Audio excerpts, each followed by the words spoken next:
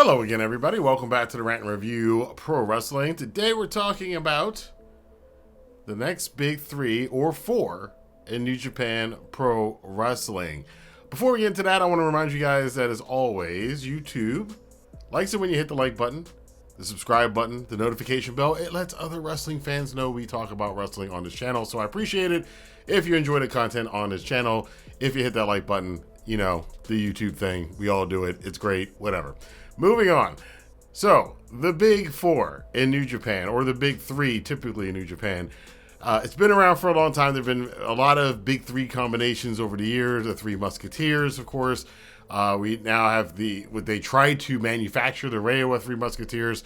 There's also a different level to this, especially over the last 7 to 8 years during the boom period.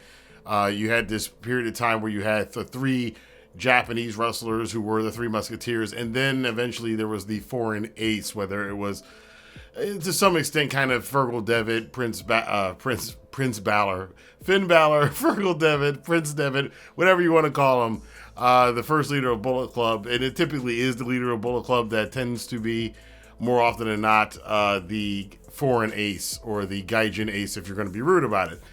But you had that period of time where it was Shinsuke Nakamura and Hiroshi Tanahashi, and then a young Kazuchika Okada joined in there, taking the place of Katsuyori Shibata, who didn't quite get to that level. But you had those 3 along with AJ Styles, and then Nakamura and Styles left. Then the big 3 in Japan was Okada, Tanahashi, and then Tetsuya Naito, along with Kenny Omega. Later on, Jay White would be part of that group, and members would come in and out of it as time went on, but you always kind of had that core 3 Japanese wrestlers and the foreign ace.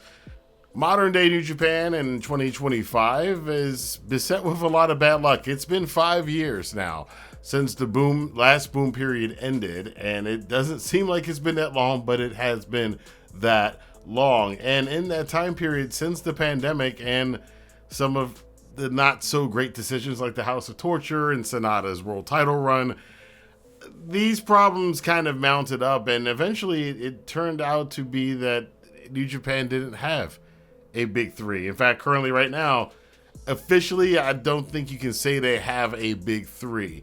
The last group, which would have been Hiroshi Tanahashi, Kazuchika Okada, Tetsuya Naito, and Jay White, well, Jay White and Kazuchika Okada are now in AEW, along with Will Ospreay, who was also climbing into that status. And if Jay White had left, Ospreay probably would have taken that spot for a year or two, but Ospreay then soon went to AEW as well.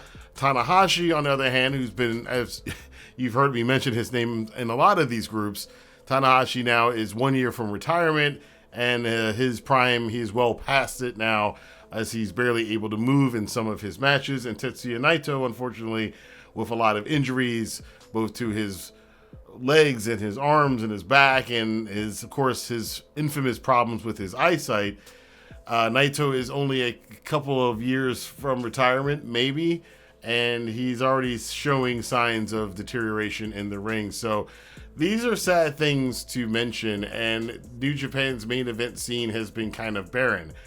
They have replaced it recently, bringing in Zack Sabre Jr. now as the IWGP Champion to cover the foreigner spot, but there are some contenders that might want to take that spot from Zack, and that brings us to who could possibly be the next big 3 or big 4 in New Japan Pro Wrestling. Following Wrestle Kingdom and Wrestle Dynasty this year, I think some of the choices are obvious and others not so much. But let's talk about the first person on this list, Yota Tsuji.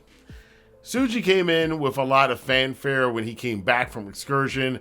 The guy definitely has a look. He probably is considered the most superstar ready of all of the young lions that came in, especially of that Reiwa Musketeers angle that none of them really liked, and most of the fans didn't like them being called the Reiwa 3 Musketeers either. But Suji has his own personality, his own style, and now he's part of Los Ingobernables de Japón. He's looking more and more like he might eventually be the leader of Los Ingobernables de Japón, and having a lot of high-profile matches, even his very first match back from Excursion, challenging Sonata for the IWGP Championship, joining LIJ and having a tremendous amount of main event matches over the last year, including some real better than expected matches with David Finlay in the G1 Climax, of course, most recently at Wrestle Kingdom. Suji is ready to be that next breakout star. He is the one that, as time goes on and as he starts racking up more and more of these classic matches, his name will start to filter out there beyond the boundaries of New Japan. So I would definitely put Suji as one of your future big three, if not currently the new big three in New Japan. Shota Umino, that's another one you got to mention in here. Shota, he's a hard one to talk about because there's the whole claims, of course, of the nepotism thing.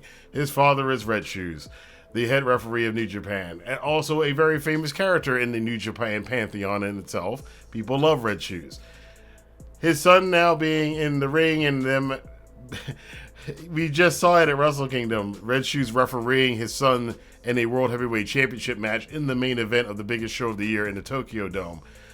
They haven't had any real storylines worked around that, but you can kind of feel it coming eventually down the road. There was a little shove at Wrestle Kingdom, but outside of that, Shota's had a lot of problems adapting to his character, finding out what that character is. Sometimes he's the next Tanahashi, sometimes he's the next Naito, sometimes he wants to be like Jon Moxley, sometimes, he's just all over the place. He's walking around with pink feathers and jackets and shooter written on there, which is supposed to be badass, but he's wearing pink and driving not a Harley motorcycle. And he comes to the ring and high fives people, but he's also gritty and will fight, and he's a tough guy.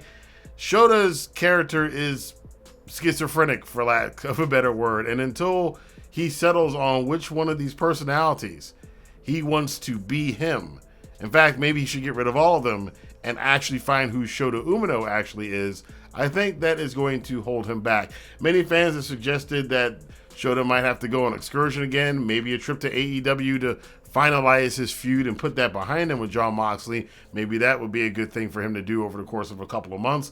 Who knows? But Shota is going to be in this group, whether or not fans like it or not. It is up to him, since he's basically been anointed one of those slots, to live up to the expectations of being in the slot of a big three wrestler in New Japan. The third man I'm going to mention, of course, is one I've been mentioning here for a while, and other people have been picking up on it, and now most of the pro wrestling world has picked on it. Gabe Kid, who, he's kind of on the cusp of being one of both. He could be considered the foreign ace to a lot in New Japan right now. He's certainly the most popular foreign wrestler in New Japan right now. But he could also be considered kind of an original because he is from the dojo and he embraces Inokiism and the spirit of New Japan more than a lot of the Japanese wrestlers do, even though he is a foreign wrestler. Gabe, of course, just had his marquee match against Kenny Omega at Wrestle Dynasty, a match that has gotten the entire wrestling world talking. And his star is just going to continue to rise. The guy's got an abrasive character. He's different from the other foreign aces from before. He's not like Will Ospreay and AJ Styles and Kenny Omega in that athletic style. He's not cunning like a Jay White or a Fergal Devitt. He is more of a throwback to a Dr. Death Steve Williams. In fact, he wears a ring robe that's very similar to Dr. Death Steve Williams.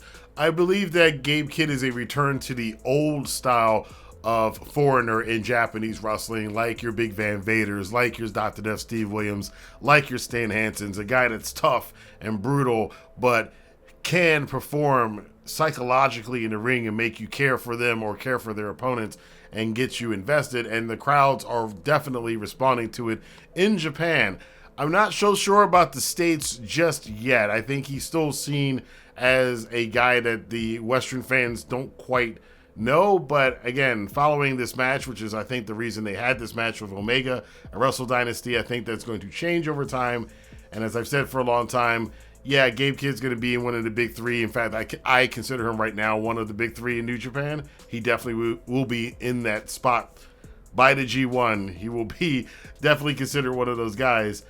And even though he's going to be one of those guys that people are going to wonder if he's going to WWE or is he going to AEW, right now, Gabe Kid, I think, knows that his immediate future is in New Japan for the next couple of years, and time will tell if he's going to lead Bullet Club. Some people feel that David Finlay maybe is on his way out the door. Maybe he's headed to WWE to join up with his family. And if he does that leave Gabe Kid in charge of Bullet Club? We already saw he had this kind of Kenny Omega Young Bucks relationship with Drillo Maloney and Clark Connors. And of course, giving all respect and honor to their fallen fellow War Dog comrade Alex Coughlin, who had to retire early, that Gabe's outfit at Wrestle Dynasty was dedicated to. So there's a lot of backstory with Gabe Kid. Of course, he's had some mental health issues that he's been more than public about over the course of the last year. And it does add a lot to this man who is a wrestling character, but a lot of his character is his real life backstory and the real life things that happen to him, which makes the best New Japan foreigners the best New Japan foreigners. As for the fourth spot, this is a big question mark. There are a lot of people that could be in there. Now, there's one member of, as you see, I mentioned 2 members of the Reiwa 3 Musketeers. The third one, Ren Narita, I am not so sure he's ever going to get to that spot to be considered in the Big Four. If he's going to be able to fill that kind of spot at being a member of the House of Torture the way he was. And even though Evil is now gone, the House of Torture is still kind of around. And I see no signs of Ren Narita changing up anytime soon. And even when he's not wrestling total BS interference matches in New Japan, his matches aren't all that exciting right now.